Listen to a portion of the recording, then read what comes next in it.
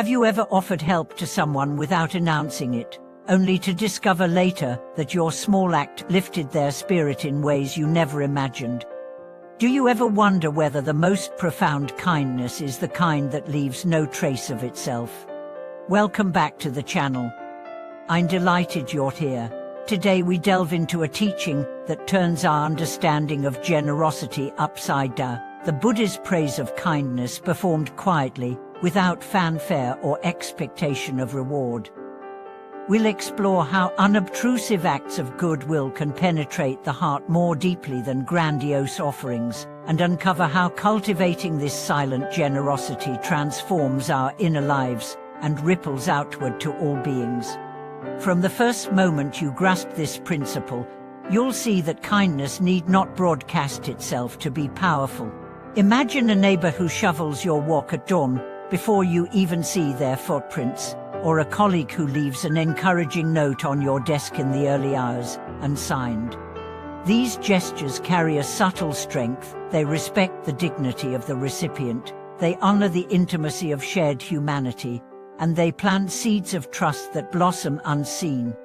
In the coming minutes, we will journey through stories from ancient texts and contemporary life. You'll meet a teacher in a crowded city who offered refuge to weary commuters by simply holding the door with a genuine smile. You'll hear of a social worker who donated her laughter and empathy, rather than goods, to families in crisis. And you'll learn a simple daily practice to cultivate this silent generosity in your own routine. Let's begin by understanding why the most lasting kindness often moves without ceremony. When we give quietly, without ceremony or expectation, we eliminate the barrier of pride on both sides. The receiver feels honored rather than indebted, and the giver releases any attachment to outcome. Psychologists call this pure altruism, and their studies show it activates reward centers in the brain even more strongly than public acts of charity. In Buddhist terms, this is the perfection of dana giving that arises from the heart's natural warmth, unburdened by ego or ambition. Consider the story of Chin, a young barista in a busy cafe. Each morning, she noticed a homeless man who hovered outside, watching strangers rush by.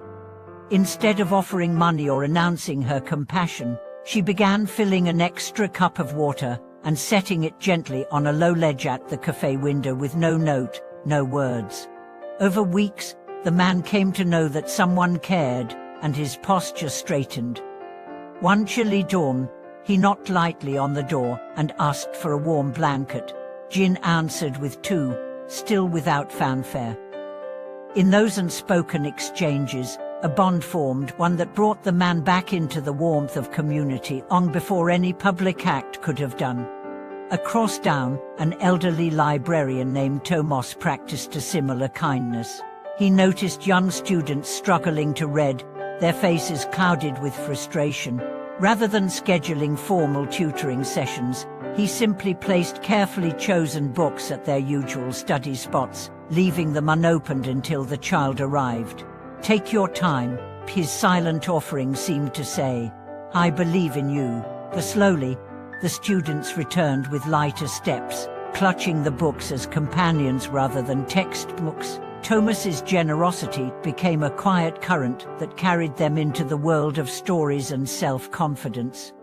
These examples show us that the power of unassuming kindness lies in its subtlety. The Buddha compared such generosity to the soft rain that soaks into the earth, nourishing every root without distinction. When kindness falls gently and evenly, it awakens potential in the most unexpected places. How then can we weave this practice into our own lives? Begin by noticing the small openings each day: the barista who fumbles with your order, the traffic that stalls your morning commute, the email inbox brimming with requests. In these moments, pause and ask yourself, how can I offer goodwill here without making a scene? It might be a word of encouragement sent in a private message, a quiet holding of space for someone's frustration, or simply an undivided moment of attention when you sense another's need. Neuroscience tells us that even tiny acts of kindness release oxytocin, the bonding hormone, both in the giver and the receiver. Repeated daily, these micro-moments rewire our brains toward empathy and openness, making generosity a natural default rather than a rare event. Over time, the boundaries between self and others soften, and our daily routines become fields of silent grace. One especially powerful method is the practice of anonymous gifting. Choose one thing you can offer each week, a small item, a kind note, or an act of service, and leave it where it will surprise someone. A coffee card tucked inside a library book, fresh produce placed at a neighbor's door, an encouraging post-it in a public bathroom stall. Resist the urge to sign your name. Notice how the mystery of anonymity can spark joy and wonder in a way that public recognition never could. As you continue this path, you may discover that the greatest challenge is not finding opportunities to give, but releasing the need to be seen. Whenever a quiet act stirs the mind's desire for acknowledgement, gently remind yourself that the true reward is the warmth that spreads in your own heart. Like sunlight passing through a window without leaving a mark, your kindness can illuminate the world while remaining unclaimed. In the quiet spaces between our ordinary moments, unassuming kindness weaves its most powerful magic. When we learn to give without drawing attention, we foster a subtle transformation within our own hearts.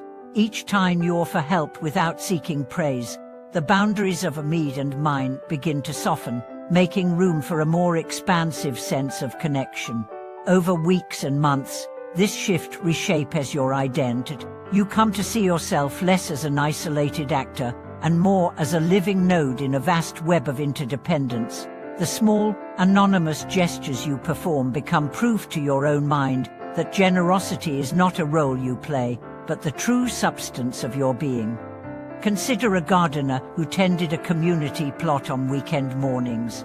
Neighbors would wander past, unaware of who planted the flower beds or pulled the weeds. Yet when spring arrived and the blossoms unfurled, everyone paused to admire the unexpected burst of color. Intending the soul without fanfare, the gardener quietly cultivated joy in the hearts of dozens of strangers. Equally, in shaping one's inner garden with unannounced acts of care, we sow seeds that blossom in the worlds of others, often in places we will never see. Psychology helps us understand why this form of generosity carries such deep resonance. Studies in social neuroscience reveal that anonymous giving activates neural circuits associated with intrinsic motivation and self-transcendence more strongly than public charity. In effect, when we give secretly, the act becomes its own reward, free from the distortions of ego's need for validation. Over time, this trains the mind to derive its well-being from the act of giving itself, rather than from the fleeting glow of external recognition. Across generations, unassuming kindness can create ripples that outlast any single lifetime.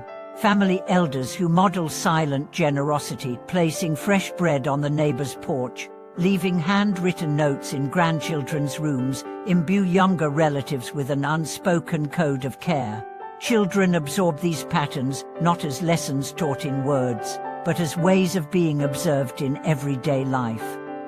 Later, as adults, they find themselves instinctively offering help without announcing it, perpetuating a lineage of quiet blessing that stretches far beyond any formal inheritance.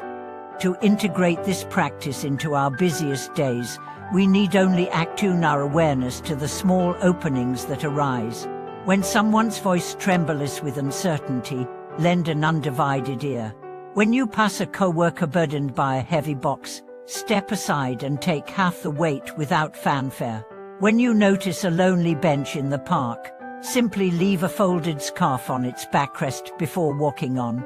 In each case, resist the urge to explain or to linger.